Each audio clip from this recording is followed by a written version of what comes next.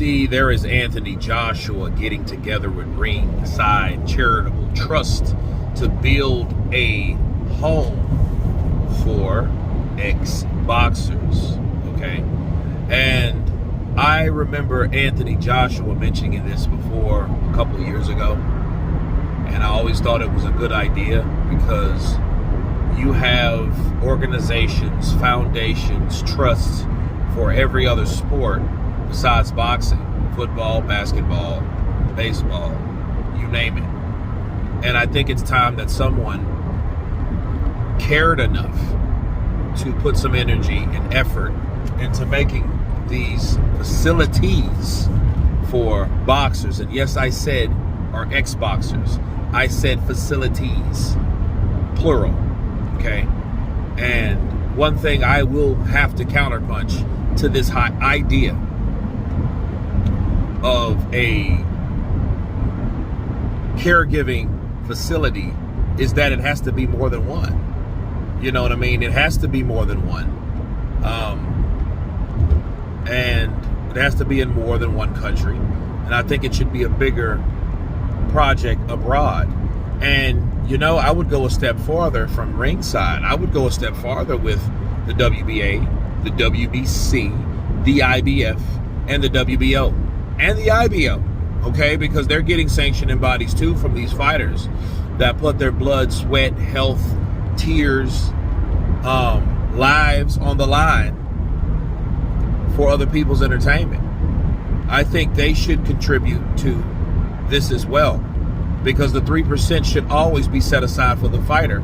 And that just lets you know how corrupt boxing is, because the 3% or whatever percent you give to these sanctioning bodies, which are in the hundreds and thousands and sometimes millions of dollars, a portion of that should be set aside for the boxers. That's only right if the boxers are paying their fees, their sanctioning fees. The sanctioning fees should have some type of responsibility as far as, hey, what about the fighter that's giving us this money? What happens if he gets hurt? Oh, I guess he doesn't have to pay the 3% anymore. But what are you doing with the 3% besides getting filthy rich? What are you contributing? You know, what are you doing for anyone? You know what I mean? Because all that other stuff is coming out the boxer's pocket. The training, the housing, all that's coming, the promoters, that's coming from the fight purse. So when you look at the sanctioning bodies, I think they are responsible for getting in this Anthony Joshua idea as well. Okay, they have the money for it, and if they don't have the money for it, there should be hell to pay on what the fuck they did with the money that they've collected over the decades from fighters that claim to have their rankings or whatever, you know. But no, brilliant plan, brilliant idea by AJ.